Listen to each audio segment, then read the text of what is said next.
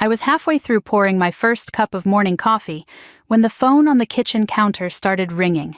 Not buzzing, not chiming, but ringing, that old landline sound that hardly exists anymore. I almost didn't answer. It was 2:07 a.m. The kind of hour when you already know that if the phone rings, something's wrong. But then I saw the area code. 757 Norfolk, Virginia. The same number that used to flash on the caller ID whenever my father called from base. My hand trembled. It couldn't be. He'd been gone 20 years. I picked up. Hello. For a few seconds there was only static, that low hum like the sound of a seashell pressed to your ear. Then a man's voice broke through. Rough, uncertain, but achingly familiar. "Little Star, it's me." The mug slipped from my hand and shattered on the tile floor. I couldn't breathe. My knees hit the cabinet behind me. "Who is this?" I managed to say, but the line went dead. Silence. I stared at the receiver like it was a loaded gun. My father, Commander Robert Henderson, U.S. Navy SEAL, had been declared killed in action off the coast of Norfolk in 2005. I'd stood beside the flag-draped coffin myself. I'd folded the flag with my own hands. I'd placed the white rose on top before the Marines carried it away. So who the hell had just called me? By 2:30, I was sitting at the kitchen table wrapped in my robe, the house still dark except for the soft yellow light from the stove hood. The old voicemail light blinked red. One new message. I pressed play. Static again, then the same voice. "Little Star, it's me. I just figured out who I am." Then nothing. My heart was pounding so hard I thought I might faint. I replayed it over and over, memorizing every crack in that voice, every breath. If it was a cruel prank, someone had done their research. The tone, the rhythm, even the slight rasp he'd had from too many cigars in the 90s, it was all there. I whispered Dad like a fool talking to ghosts. When dawn finally came, I drove to the cliff overlook just past Kennebunkport, the one he used to love when he was stationed here. The fog was still thick, rolling in off the Atlantic. He used to tell me the ocean keeps secrets better than people ever could. For 20 years, I believed one of those secrets was my father's death. He'd been on a classified maritime test near Norfolk. Explosion fire, total loss of communication. 5 presumed dead, no bodies recovered. The Navy held a quiet ceremony. The CO handed me a folded flag, his dog tags, and a letter of honor. I'd accepted that as the truth, or at least I'd trained myself to, until now. At 9 sharp, I was outside the Bath Veterans Office, still in my coat, hair uncombed, demanding answers. The young man at the desk, barely 25, looked at me with that polite, bureaucratic patience that comes from seeing too many broken people before noon. "Ma'am, the records for 2005 SEAL operations are sealed under the Defense Secrecy Act. I'm his daughter," I said. He's calling me." That got a look. Not pity, concern. He printed a form and slid it across the counter. "If you believe you've been contacted by an active or missing service member, fill this out. We'll forward it to Norfolk Command." I wanted to scream. Instead, I took the form, filled out every blank, and walked out into the wind. That night, I called Cole Martinez, one of Dad's old teammates. Cole had retired years ago, ran a security company out of Tampa. His voice was slower now, deeper, but still carried that military steadiness. "Claire," he said, surprise thick in his tone. "Haven't heard your voice in forever. How's Maine treating you, Cole?" "I got a phone call. Yeah, from my father." There was silence on the line, then a sharp exhale. "Come again," he said. "Little Star, it's me." I could hear him shift, probably sitting up. "Claire, you sure it wasn't a wrong number, a prank? Not unless someone studied his voice for 20 years. Cole didn't laugh, didn't even breathe for a few seconds. "You might want to check something for me," he said quietly. "You still got his personnel file?" "Yes. Look at the mission report from 2005 Operation Iron Wave. I've seen it. Look closer at the sign-off, the commanding officer's name. It says, Captain D. Reynolds. Yeah, Reynolds was private contractor security, hired help, not Navy. The op got pulled into black budget after the explosion." "What are you saying?" I asked. "I'm saying your dad might have gotten caught in something off-book, something they didn't want on record." I closed my eyes. He's alive, I don't know. But if that voice came from 757, maybe he's closer than you think. That night, lying awake, I pulled out the old cedar box that held everything I'd saved his medals, his letters, the pocket knife he'd carried on every mission since Panama. I opened one of the letters dated August 2004, written in his blocky, precise handwriting. If anything ever happens to me, Little Star promised me one thing. Don't stop asking questions. Truth has a funny way of hiding in plain sight. I'd always thought that was just a father's philosophy. Now it felt like a map. I didn't sleep at all. At sunrise, I opened my laptop, typed Norfolk Unlisted Hospital 2005 survivors, then Missing Veterans Amnesia Cases, Virginia, then SEAL Classified Explosion Survivors. And that's when I saw at a local blog post from just 3 months ago, unidentified veteran found near Jacksonville shipyard, suffering memory loss, claims he used to be somebody important. The man's build, the approximate age, the same region code. It was a lead, or maybe another heartbreak waiting to happen, but either way I knew what I had to do. I packed a bag, threw it in the trunk, and started driving south. By the time I hit the New Hampshire border, the sun was rising, and I'd already replayed that voicemail 20 times. Each time my father's voice seemed both clearer and less real, like a song you half remember from childhood. I kept the radio off. I didn't want to drown it out. It had been 20 years since I'd driven this far south.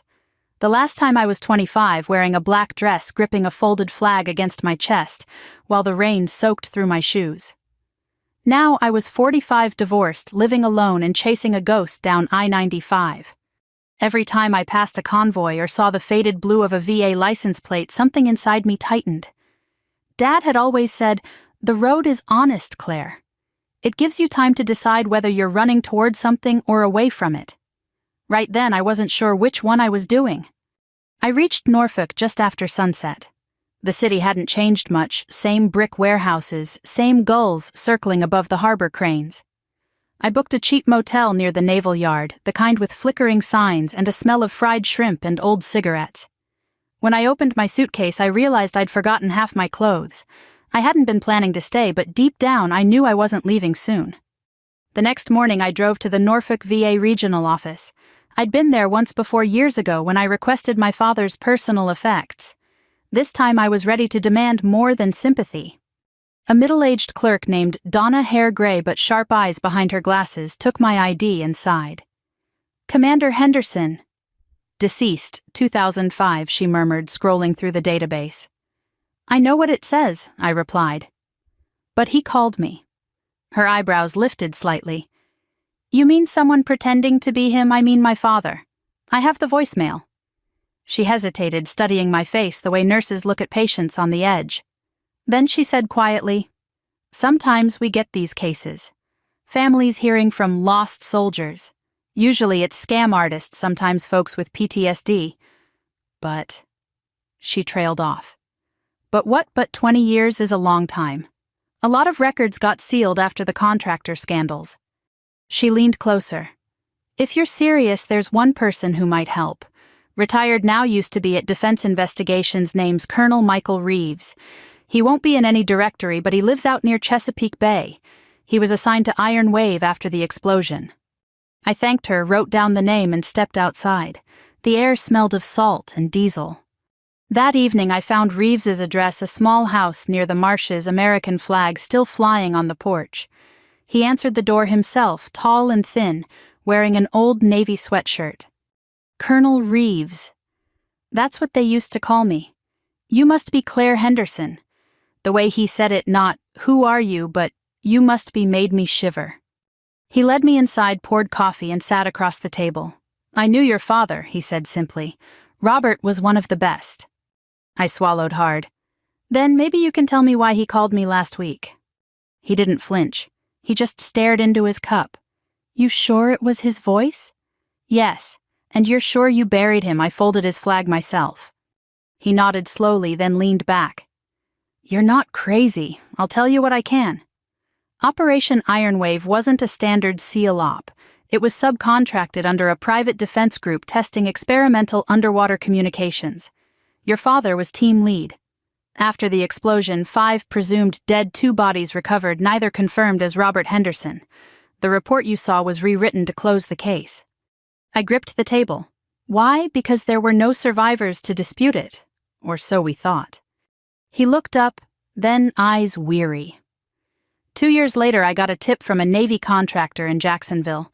He said a man had been found unconscious near the docks wearing pieces of a SEAL wetsuit with the initials RH stitched inside the collar. When I tried to follow up, the body disappeared from the records.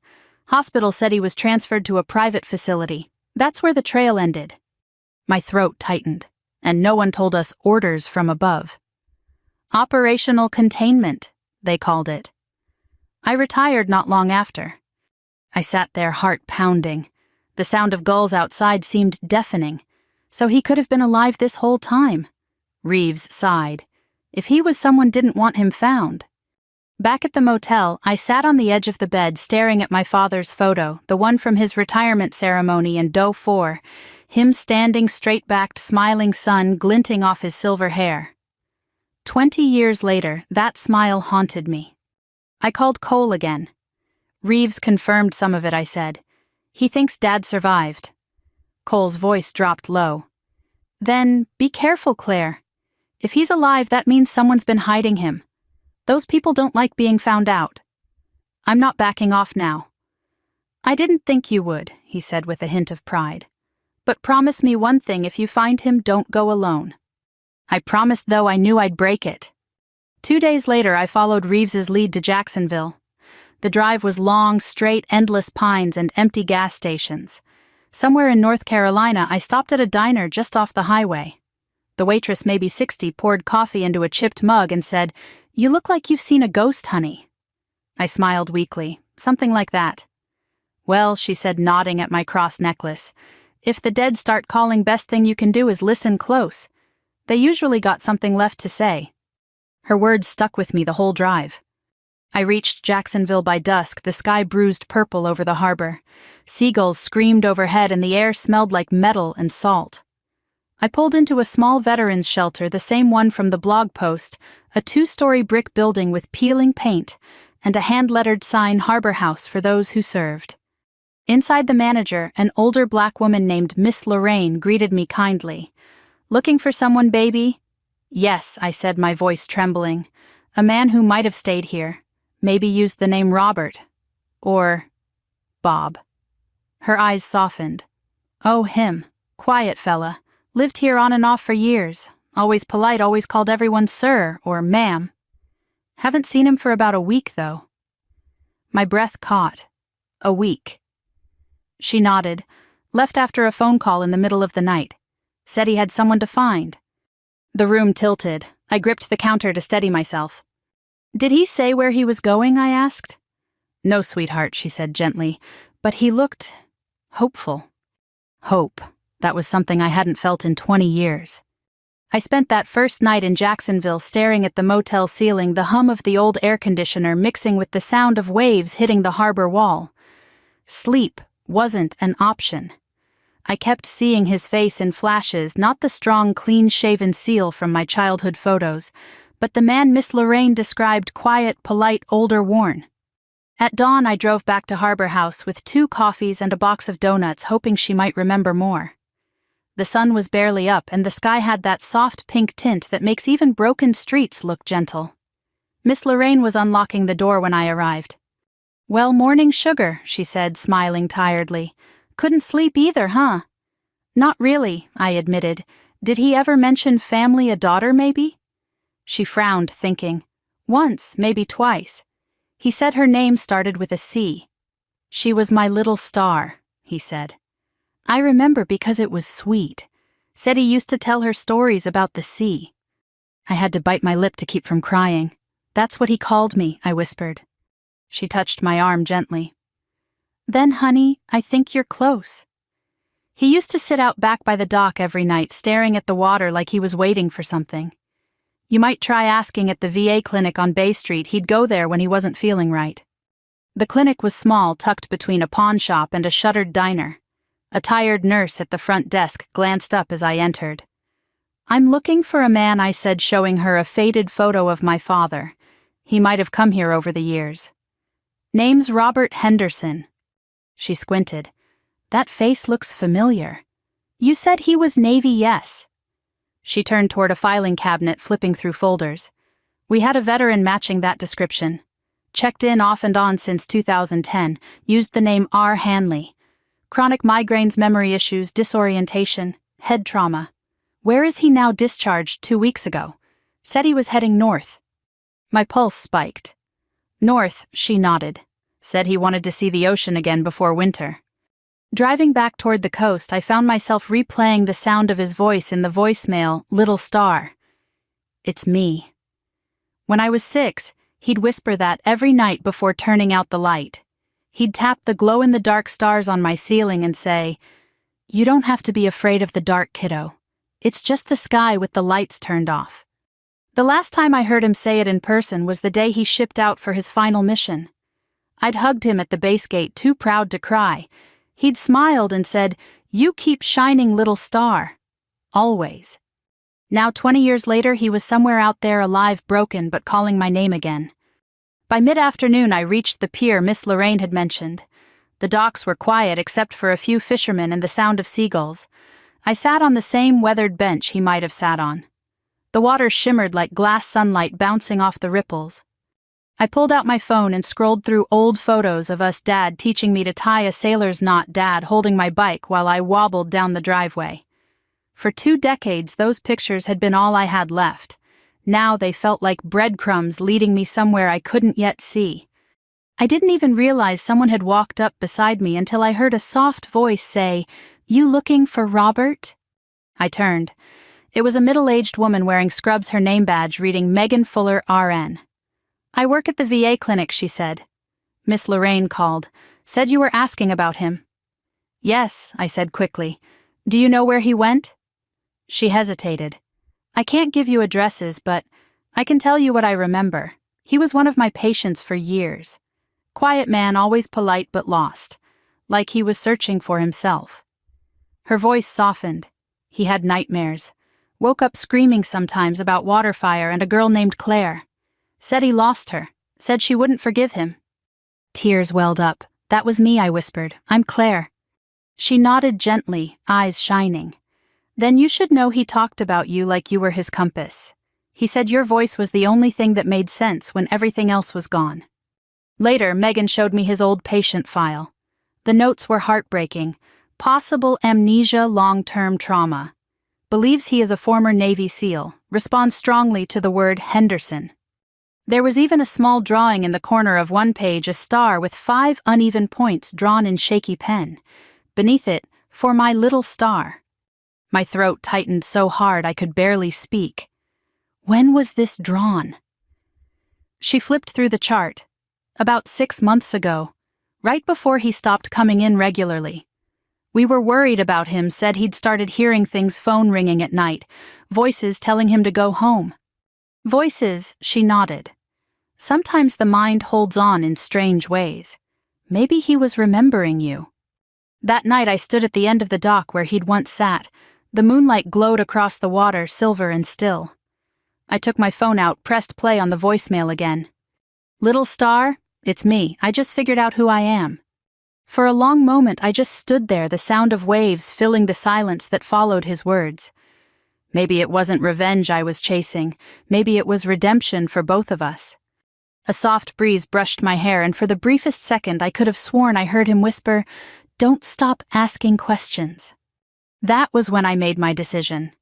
I would find him not through government files, not through old soldiers, but through every shelter clinic and harbor that could hide a man who once commanded oceans. Because he wasn't just a ghost in a phone call, he was my father. And he was calling me home. It was raining when I reached the address. The VA nurse had quietly slipped me a worn-out veterans housing complex, tucked behind a chain-link fence on the edge of the Jacksonville docks. The paint was peeling from the siding, and the flag out front hung limp in the damp air. I sat in my car for nearly 10 minutes staring at the building through the windshield, my hands clenched around the steering wheel. If he was inside, I didn't know what I'd say. If he wasn't, I didn't know where else to go. Finally, I forced myself out of the car. The rain was steady but gentle, the kind that made everything smell like salt and rust. A thin man with a mop was standing by the door. He looked up and nodded. "You looking for someone, Robert?" I said. "Robert Henderson. I was told he might have stayed here." He scratched his chin. Bob Henderson. Sure. Stayed here a couple nights last week. Quiet guy. Left early one morning, didn't say where. Paid up front, though. Nice fella. Did he leave anything?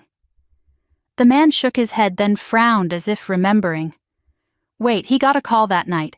Middle of the night, maybe 2 or 3 in the morning. Came running out of his room afterward, looked like he'd seen a ghost. Never came back. The world seemed to tilt. Do you remember what night that was? He thought for a moment. 'Bout a week ago, Tuesday. That was the same night my phone had rung. I wandered down toward the harbor, rain dripping from my coat, the sky a dull gray. The water lapped quietly against the pylons. I tried to picture him standing here, older, alone, staring out at the sea. He'd always said the ocean felt like home.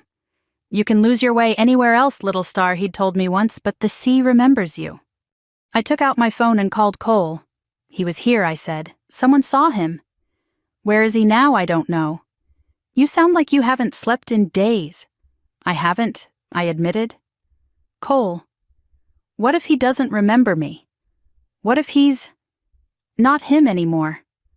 Cole was quiet for a long time. Then you remind him who he was, he said finally. And if that fails you, forgive him anyway. The next morning I drove to East Bay Shelter, the last place listed in his VA records. It was a narrow 2-story building squeezed between a mechanic shop and a boarded-up cafe. Inside, a few men sat at a long table eating oatmeal from plastic bowls. The air smelled like disinfectant and wet clothes. A staff volunteer, young maybe 20, approached me. "Can I help you, ma'am? I'm looking for someone," I said. "He might go by Bob Henderson, Navy veteran." He pointed toward a room at the far end. "You might want to ask Sister Margaret. She runs the place." Sister Margaret was sitting behind a small desk sorting paperwork. She looked up with a smile when I introduced myself. "Oh, yes, Mr. Henderson. He's been in and out for years. Good man, kind eyes. He left about a week ago after receiving a phone call." I swallowed hard. Did he say where he was going? Only that he finally remembered something important. Said he was heading north to find his daughter.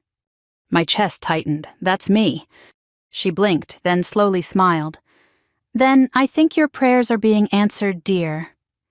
She opened a drawer, rummaged around, and handed me a folded sheet of paper. "He left this behind. Said if anyone came looking, I was to give it to them." My hands shook as I unfolded the paper. The handwriting was rough but familiar, my father's blocky print. "Claire, if you ever see this, it means I finally remembered who I am. I don't know what happened all those years ago. I just know I need to see you. If I don't make it, please know I never stopped loving you. You were my little star, and you always will be. Dad." The ink had bled where a raindrop or a tear had hit it. I pressed the paper against my chest, breathing hard. "Do you know where he went?" I asked again. She shook her head softly. "He mentioned a place called St. Augustine. Said there was something he needed to see there, something from before." The drive to St. Augustine was 2 hours, but it felt like 10. The rain eased to a mist as I crossed the bridge into the old town. I'd been there once with him as a child during one of his rare shore leaves. We'd watched the sun set over the fort and eaten fried shrimp from paper baskets. He'd bought me a tiny brass compass from a gift shop and said, "So you can always find your way home." I still had that compass in my glove box. I parked near the old marina and walked along the docks. My heart pounded with every step. Then about 20 yards ahead I saw him. He was sitting on a bench facing the water-gray hair tucked under a navy cap, shoulders hunched. Even from behind I knew that posture. My breath caught in my throat. "Dad." He turned slowly. The face that looked back at me wasn't the one I remembered, older, thinner, lined by years of weather and pain. But the eyes. They were his eyes. For a long moment neither of us moved. Then he whispered, "Little star." My knees nearly gave out. I stumbled forward, tears blurring my vision. "It's me," I said, my voice breaking. "It's really me." He stood uncertain, trembling. "I didn't think you'd believe me," he said, voice hoarse. "I thought I'd lost you forever." I reached for him but stopped inches away, afraid that touching him might make him vanish like a dream. Then I saw the scar on his left forearm, the one he'd gotten when I was 10, fixing the fence in our backyard. That was the proof. I threw my arms around him and sobbed. For a second he froze, then his arms came around me, strong but shaking. "I'm sorry," he whispered over and over. "I didn't mean to leave you. I didn't mean to forget." I pulled back just enough to look into his face. "You called me," I said. "That night. You said you remembered who you were." He nodded weakly. It just came back all at once, like a wave hitting me. My name, your name, everything. I thought I was losing my mind. I had to hear your voice again. I took his hand. "You found me." He smiled faintly. "No, sweetheart, you found me." We sat on that bench for hours, the rain finally lifting gulls circling overhead. He told me pieces of what he could recall, flashes of the explosion, the fire, the cold. Waking up in a hospital without a name. Years wandering from place to place, chasing a memory he couldn't grasp. When he stopped talking, we just sat quietly watching the waves. It felt like time had folded in on itself, like the 20 years between us had shrunk to nothing. For the first time in 2 decades, I wasn't chasing a ghost. I was holding my father's hand. For the next 2 days, Dad and I stayed in a small bed and breakfast near the water. The owner, an older widow named Mrs. Keene, never asked questions, just handed us the key with a smile that said she'd seen every kind of story pass through her front porch. He slept a lot that first night, more deeply than I think he had in years. I sat up in the chair by the window watching him. The lamplight made his face look both older and younger, at the same time older from the years he'd lost, younger from the peace that had finally started to settle in. When he woke up, the first thing he said was, "Do you still make blueberry pancakes?" I laughed through tears. "You remember that, just flashes," he admitted. "But I remember your mother's kitchen, and the smell of Sunday mornings." That morning I called Colonel Reeves. When he answered, I barely let him speak. "He's alive, Colonel. I found him." The line went silent. Then he said softly, "Then you need to get proof. DNA test, official chain of confirmation. Otherwise the Navy won't acknowledge it." "I don't care about the Navy," I said. "I just want the truth." "Claire," he replied, his tone tightening. "The truth is the Navy. If he was written off, someone made that happen, and someone's going to want it to stay that way." His words chilled me. I called Dr. Eleanor Price, a retired Navy medical examiner Reeves recommended. Her clinic sat on the edge of town, a low white building that looked out toward the marsh. When we arrived, Dr. Price greeted us at the door herself, a small woman with silver hair pulled back in a bun, eyes sharp behind wire-rimmed glasses. "So this is Commander Henderson," she said, extending a hand. "You've caused quite a stir, sir." Dad gave a shy smile. "Didn't mean to."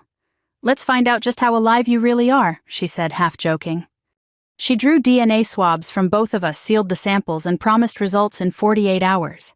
Then she sat down with us in her office, flipping through the few documents I'd brought.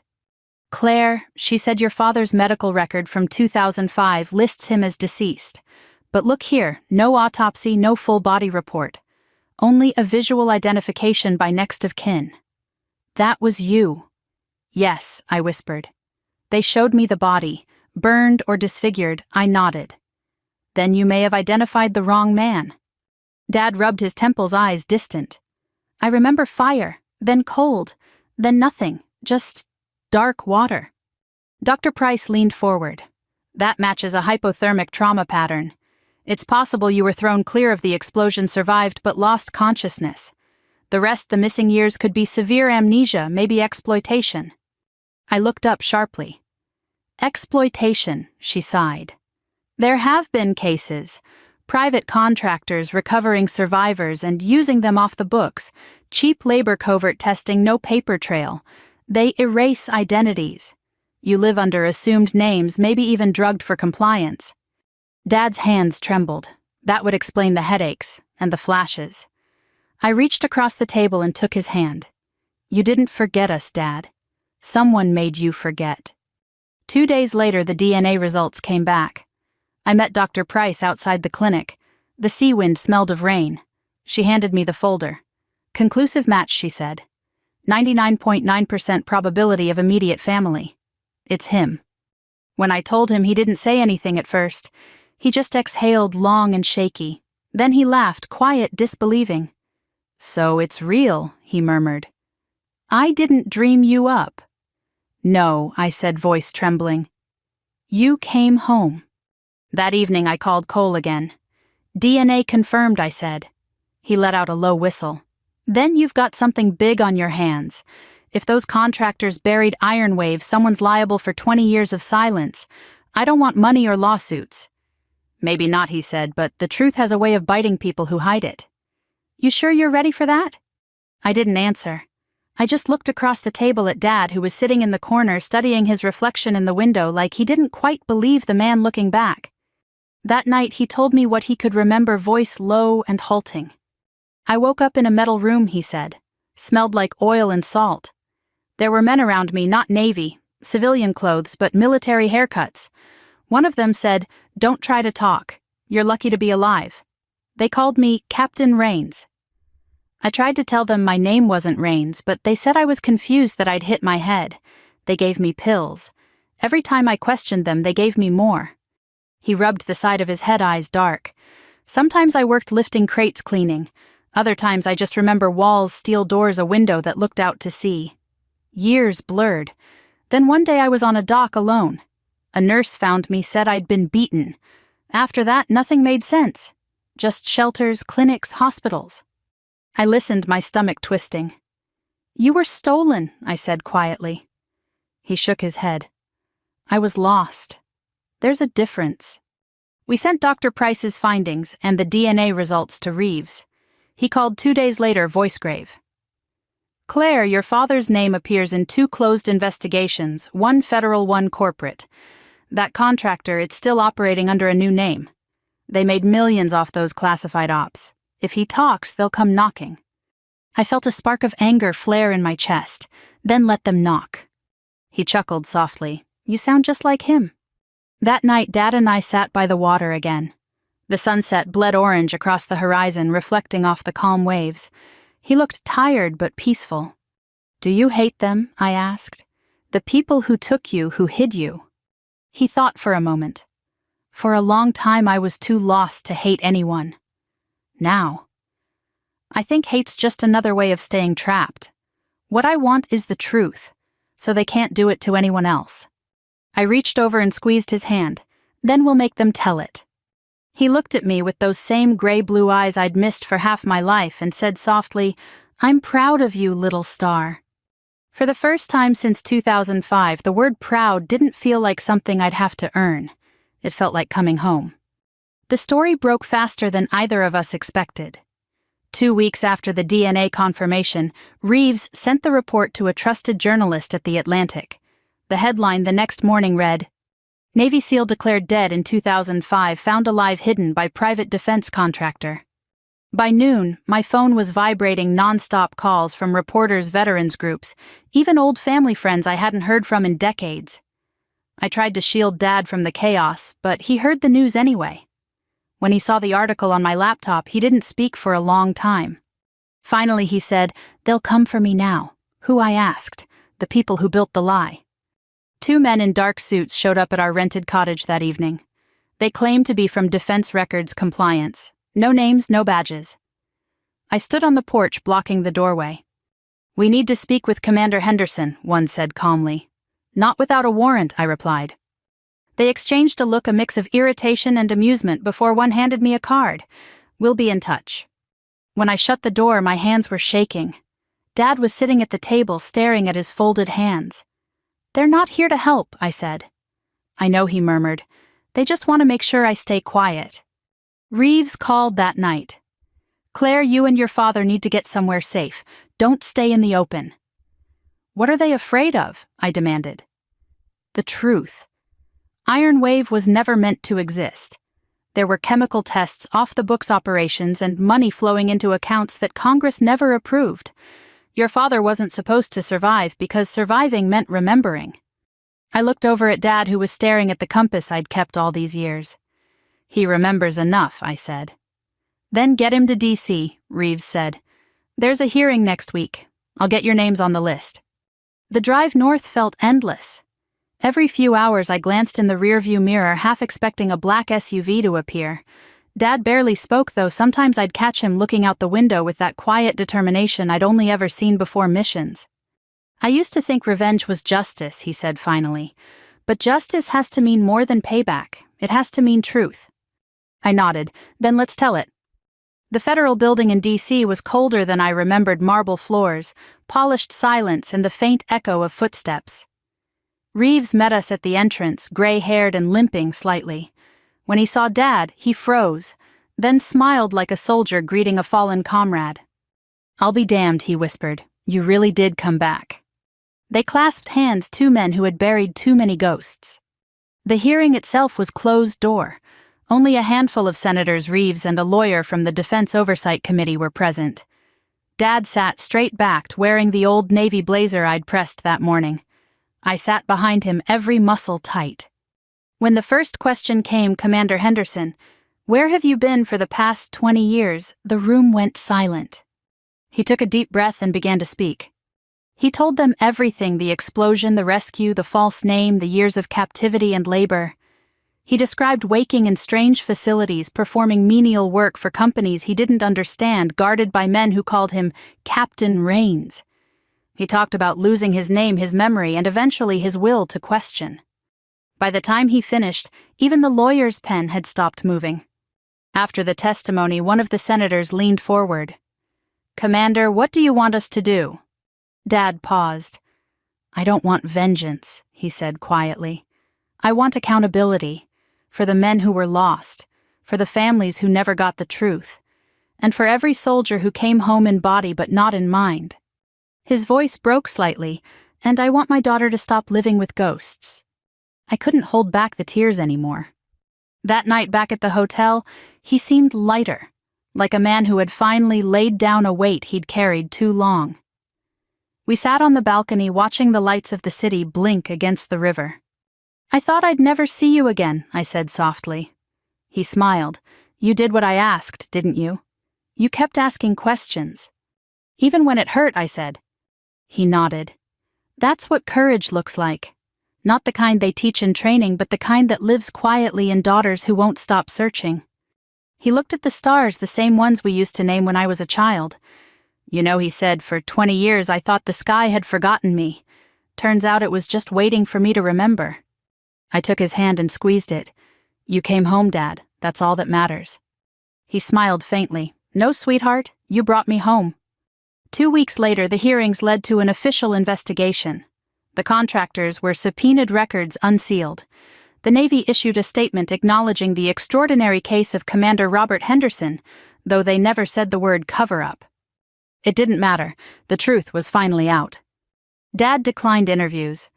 Instead, he bought a small boat, nothing fancy, just enough to take out on calm mornings. Sometimes he let veterans from the local clinic come with him, men who were also learning to live again. He'd stand at the helm, face to the wind, and say, "The sea remembers."